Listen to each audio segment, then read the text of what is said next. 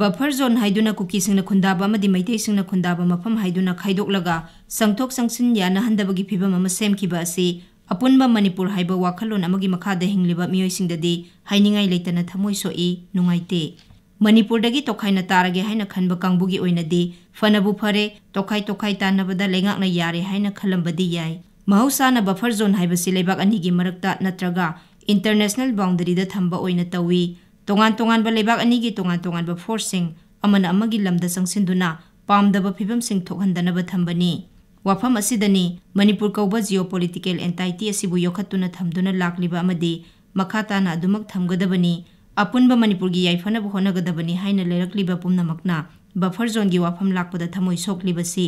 मसिदनी मणिपुरबु थुगाइबा पामबा कांगबुसिंगना अमगा संगनररोइदबनिना मखोइगी अपामबा थुंगबा हौरे हाइना खंदुना नुंगाइबा पोकनरिबा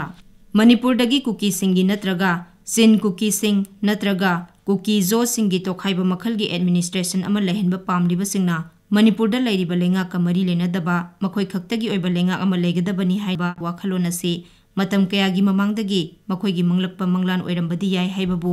हौरखिबा मरमदि मियामना तोखाइ तारगे हाइरिबा सिंग यावना इखंगदा खंगनरबनी यामना समना म्यांमार रोमदगी संगसिलकपा इलीगल माइग्रेंट सिंगना मणिपुरदा मपु सादुना खुंदा सिनबा अमदि खुदोंसाबा मयाम लौरकपदा यारोय मणिपुरगी उमंगी सरुक सिंग पंकोकता कोकथोक्तुना खुंदा सिनबा यारोय उमंग सिंग कोकथोक्लगा मणिपुर खुनाइगीदा नतना मालेमगी मियोइबा खुनाइदा मांगहनबा ड्रग सुंगबदा सिजनबा पोपी पांबी सिंग थाबा यारोय हाइदुना लेंगांगना थिंगबा थंबगा लोइनना थबक लौखलुबदगी हौखिबा सहीगी मे अहुमदगी इरांग खंगहौ हौरखिबनी यामना लुरिबा वाफम अमदि लेंगाकना थबक लौखलकपा मतमदा मदुबु यानिंगददुना खोंजंग सिंग संगसिनबगी महुत्ता सिंगलैबाक मणिपुरगी पिखरबा तंपाक लम अमदि सिंगी मफम खरदा खुंदारिबा फुरुप अमदा अतमनना हौखिबा सहीगी मे अहुमदगी हौरगा युम्मई थाबा नोंमै कापसिनबा अमदि फुबा हाटपा हौरकपा असिनी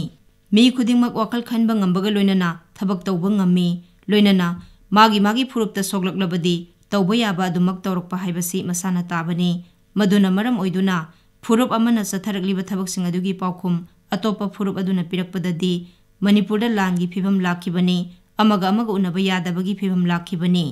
मिसी मिना कया थोखिबा युम लिसिंग द उट ओनखिदुना अमदि थुगाइखिदुना मी लिसिंग मयुम लेजदबगी फिबम मरक्ता अमगा उनबा यानदबगी फिबम लाकपना मरम ओइदुना अमना अमगी मथक्ता लांदाबा थिंगनबा अमदि हाना सुनबगी सांग हंथानबगी पांदमदा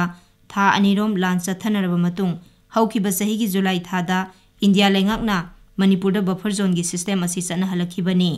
कुकी सिंगना नमना ताबा कांगपोकपी डिस्ट्रिक्ट अमदि चुराचंदपुर डिस्ट्रिक्ट का ताइनरिबा इम्फाल ईस्ट इम्फाल वेस्ट बिष्णुपुर अमदि कक्सिंग डिस्ट्रिक्ट की सिंखोंग सिंगया सिंगदा बफर जोन हाइना लाउथोक्तुना अमगा संगसिनदुना खुथोंगनबगी थबक हंथहनबा सेंट्रल फोर्स सिंग थमलखिबनी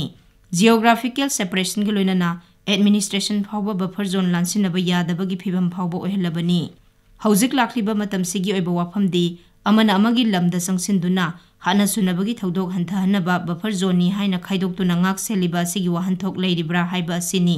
बिष्णुपुर डिस्ट्रिक्ट की क्वाक्तादा मयुमदा तुमदुना लेरिबा मपा मसा यावना मियोय अहुम तमथिना हाटखिबा दु कुकी मिलिटेनी हाइना थाजबसिंगना बफर जोन ngak सेलिबा सेंट्रल फोर्स की कांगबु लेना बफर जोन लानसिलकलगा चथखिबा थौदोकनी ngarang nahanta ningthaukhong kha khunauda kuki militeni haina thajabasingna mapa masa yauna mi mari halamba dusu buffer zone lansilaklaga satharamba thabakni chumi buffer zone lansinabagi thabaksi maitai singna su taude haiba nate singi singthakta kakhatuna landarubasu yaudaba nate tawbatabu singthaktagi central force na ngak senduna pamdaba thodok thoktanaba honaba marakta nongmayamadi bomb sing pangkapta kapsilakpadagi khangba ngamdraduna buffer zone lana singthakta kakhatuna landarubani hainariba sisu yamna khanthaningai oi aranbani haiba yaroi masigi khudam haibabu lau panthada churasanpur amadi kangpokpi district ki singthaktagi tampak lamda bom amadi nongmai sing kapsilaktuna laumi kya sikhre kayamana sokre lau pari lising kaya lau panba ngamkhidre matang asida miyamna pamdana khara farabadi amadi india lengakna khut thingjilaktuna thokliba irang asi loisina bo honarabadi haiduna yakhiba buffer zone gi wahan thok leiribra haina hangnarakliba asi hangba yaba wahang haibadu oiri swaidani kumbida mapa masa yauna miyoi mari singchanba sakhibada kuki militeni haina thajabasingna hatkhibada masigi daitadi buffer zone ngakliba forcing na pugadabani haina chief minister na phongdokhibadu